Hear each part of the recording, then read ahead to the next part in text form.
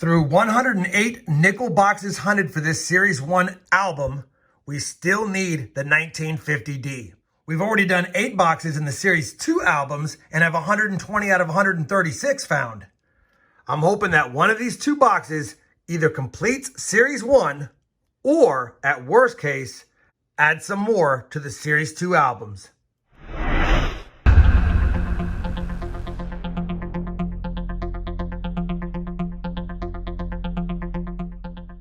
Hey everyone, it's RobFindsTreasure. Welcome back to my channel. We have another 2-box nickel hunt episode for you guys here today. And as a quick reminder, if you're not caught up on the first 64 episodes, I always have a link to the playlist, both down below in the video description, as well as pinned up here for your convenience.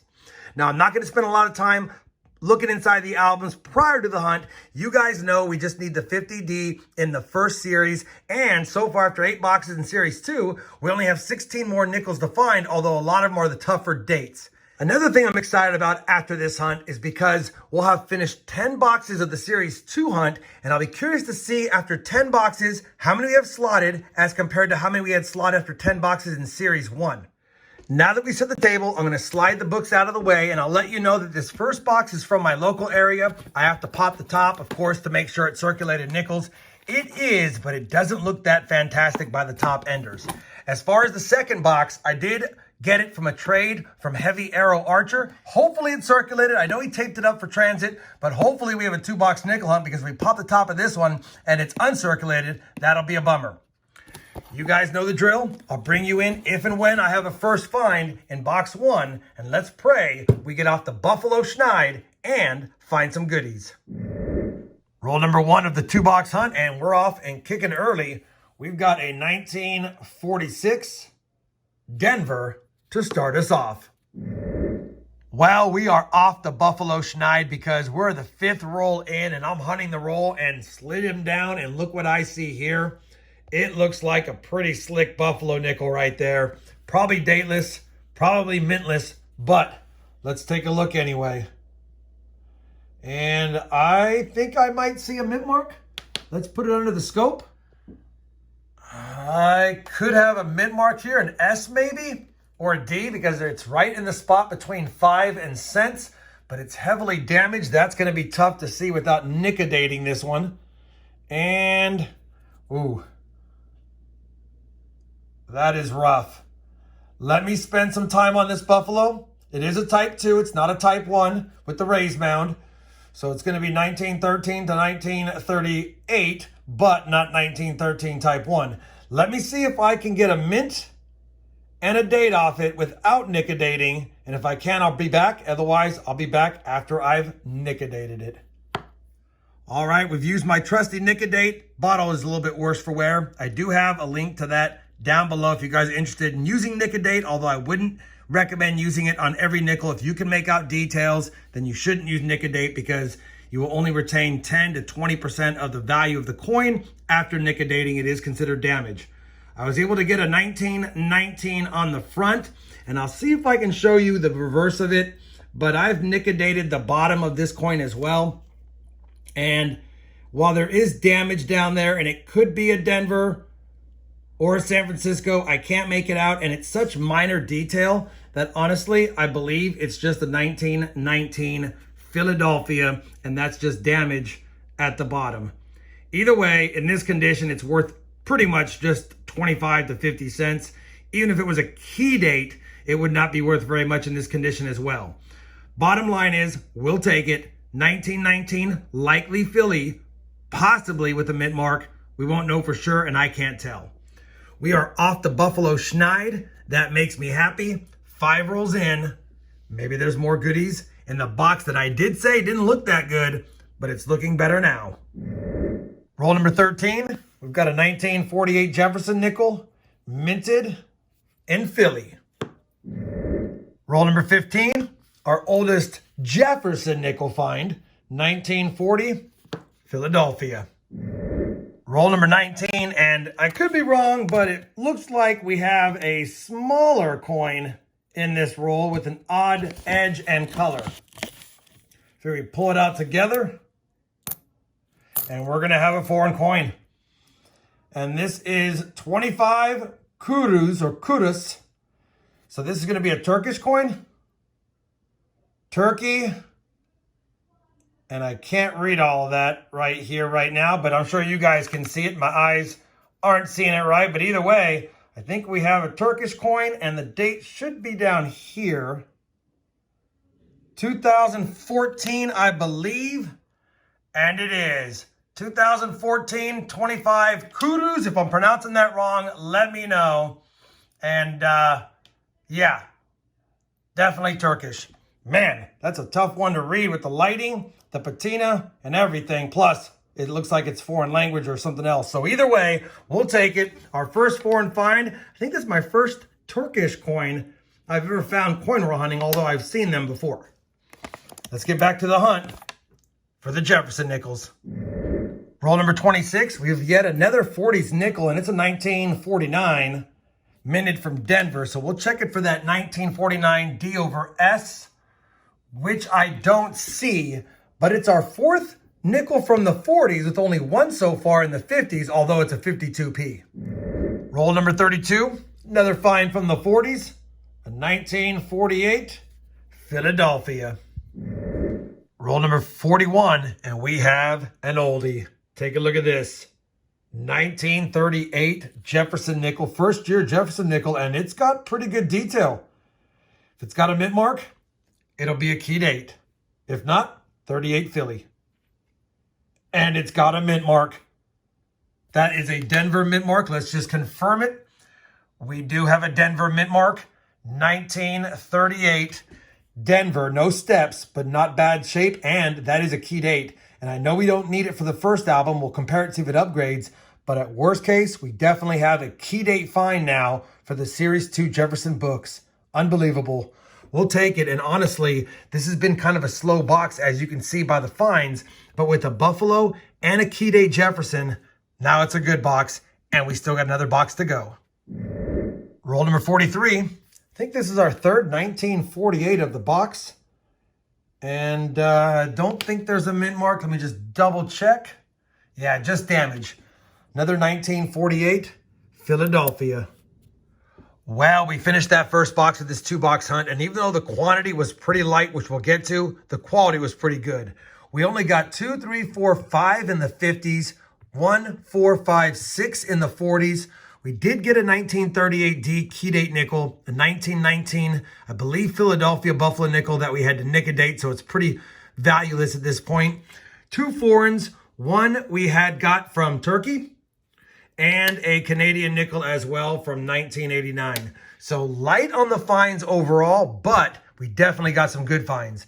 I pulled across some decent 60s nickels and even a 1970. We'll check against Series 2. And then I have a couple of maybe possible upgrades of the modern nickels as well. One box down. Let me get this box slit open, cut the tape, take a look at the enders next. All right, let's hope that this is a circulated nickel box. I cut the tape. Now we got to pull the top up and see what we got. We do have circulated nickels. They are jumped all around from transit. I don't see any great enders, but I need to get the box organized, make sure that we have all 50 rolls, and I'll be right back. All right, all the rolls are accounted for, 50 bank sealed rolls. These are from Heavy Arrow Archer. Thanks again, brother, for the trade. And for those wondering, this is from Oklahoma, so I'm curious to see if the state of Oklahoma has pretty good finds. We have hunted Oklahoma nickels before, but I can't recall if we did well with them. All right, I'll bring you guys in on the first find of box 2. Roll 53. We've got another 1940 nickel. This one was minted in Philadelphia. Well, it looks like roll 5 might provide us with the Silver War nickel, because that's looking like a Silver War nickel edge. And it's going to be a Silver War nickel with an S mint mark. 42S. I don't remember if we have a 42S in book 2. There's some damage on the coin as well, but I don't care if it fills a slot, and it's silver regardless. Now we've got a silver, a key date, and a buffalo. If we can get a proof and or a V-nickel, we'd have the cycle. Same roll, now that I'm laying it out and looking at it, we've got a 1949 Philadelphia. Roll Roll number 56 of the hunt, and I thought it might be a war nickel by the edge, and I pulled it out, and it's a 1942, but I'm not seeing a mint mark on there. Yeah, let's just scope it just in case. Yeah, no mint mark on this 42p. Is there a D down here? I don't think there's a Denver. Let me wipe that away really quick. I think this is going to be a 1942 Philadelphia non-war nickel, but it has a weird look. I'm actually going to take a few seconds and wipe this off pretty good, and I'll bring you guys back to take a closer look at it. All right, I've wiped it off pretty good. Definitely a 1942. Definitely no mint mark above the Monticello, and definitely no mint mark adjacent to the Monticello. Just a little bit of damage that threw me off. So this is going to be a 1942 Philadelphia non-silver nickel. We'll take it though. Another find for the board, and maybe a find for the Series 2 books. Roll 58, another nickel from 1949. And this one's a Denver, so we'll quickly check it for that D over S, which I don't see, but that's 3 nickels from 1949, and I don't see those too often. We're on roll number 63, and I don't show the 50s finds too often, but take a look at this one. It's got a little bit of damage, it looks like, behind his ponytail, but that's a nice 1953 Denver. No steps to speak of, but that is still a nice 53D, and that might upgrade Series 1 book, although it does have a little bit of damage, which is unfortunate. We'll take it though. It's a beauty regardless, and get back to the hunt. Roll number 69, and we have a 1947 Denver. First one from that year. Roll number 72, and I believe we have our second war nickel of the hunt hanging out back here. And we do. It's a Denver Mint 44D. I don't think we need that one, but regardless, another silver found. 2 silvers, a buffalo, and a key date through 72 rolls. Roll number 77, and based on the condition of this 1939 nickel, it's highly unlikely it's a key date, but let's just take a look. And it's not. 1939 Philly. Is there any doubling on this damaged 39p? There is not. It looks terrible. Let's just check it for the Henning nickel, which it isn't, but we'll weigh it up just in case. Yeah, not a Henning nickel. Either way, 1939 Philadelphia, we'll take it. We actually didn't have one of those for this hunt, although we have it in both books. Roll number 80, we have our fourth 1949. And that's also a Denver. Let's just check it for that D over S. Well, we've got some D over damage, but not a D over S that I can see. 4 1949s now. Roll number 90 of the hunt, and we may have our third war nickel, unless it's damaged. Nope, it's got a Philadelphia mint mark on the back. Philadelphia minted 1943. So we need to check it for that 3 over 2, which I don't see. I don't think I see. And then on the doubled I as well, which I don't see. I'm going to take a second and double check that date, but regardless, that is now our third war nickel through 90 rolls. Roll number 100. We at least have one parting gift, a 1946. And it's going to be from, maybe Philadelphia. If it's not Philadelphia, I'll let you know. Otherwise, I'll bring back with a find or a wrap-up. Well, we finished that second box, and this Oklahoma box did us proud. We have a total of 38 finds on the board, 16 from the 50s, 16 from the 40s, including 3 silver war nickels that we got. We got 2 from the 30s, including the 38D key date, the 1919P Buffalo, a couple of Canadians, and one is actually a real good example of a 1969. And this one, for those wondering, is actually 99.5% nickel from 1982 and earlier. They're made mostly out of nickel. And then, of course, we got that Turkish coin. I have a lot of better nickel examples to also compare to the album, but I think we're going to have some finds, at least for Series 2. Obviously, no 50D found, so nothing for Series 1 unless that 53 or maybe some of these other nicer nickels can upgrade Series 1 albums. Speaking of upgrading and additions, let me go ahead and bust out the albums, compare all the finds, and I'll be back to let you know what we've done to the books. All right, I have combed through the finds, and first and foremost, we did upgrade 2 nickels in the Series 1 book. We upgraded that 53D, and we used that one for this book because we already had a 53D, and we inserted that one right there. It's almost as nice, but there's a slight bit of damage on the coin, which is why we used the better example in the Series 1 book. We also were able to use the 44D we found because that did upgrade, and we used the 44D, which will fill a slot in this book from Series 1. So 2 upgrades in the first Series album, which has been tough to even get upgrades, so it's nice to see. For the Series 2 album, we did upgrade 7. 5 were in the modern years, and I didn't keep track of them, but they were 89p through 1996D, in that range. We just wanted to keep upgrading these because there's still a few less than desirable examples. As far as the other upgrades, we did upgrade a 60D as well, and the 1966. So we got a couple of less than modern upgrades with 5 modern upgrades.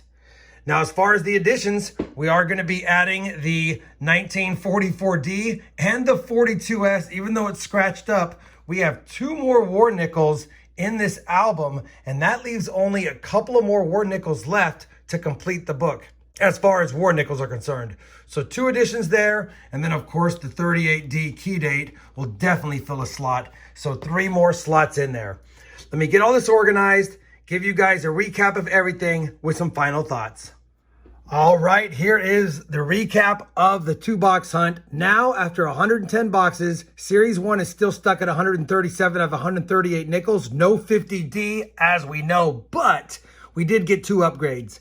Series 2, after 10 boxes, now has 123 out of 136 nickels slotted. And I took a peek. Series 1, after the 9th box, had 121 slotted. And after the 11th box, because it was a 2-box hunt for the 10th and 11th boxes, had 122. So Series 2 is actually ahead of Series 1, mainly because of the war nickels, I would imagine. Either way, this is where we stand. We're only 12 nickels away from being tied with Series 1, although one would argue they are definitely more of the tougher ones to find. Hopefully you guys enjoyed this 2-box hunt. I want to thank Heavy Arrow Archer for that Oklahoma box. It produced a couple of war nickel finds, and you can't get mad at that. If you did, I'd appreciate that thumbs up. And as always, everyone, happy hunting, and thanks for watching.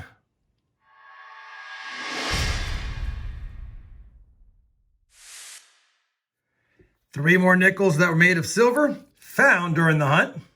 3 more nickels made of silver for the 2021 silver jar.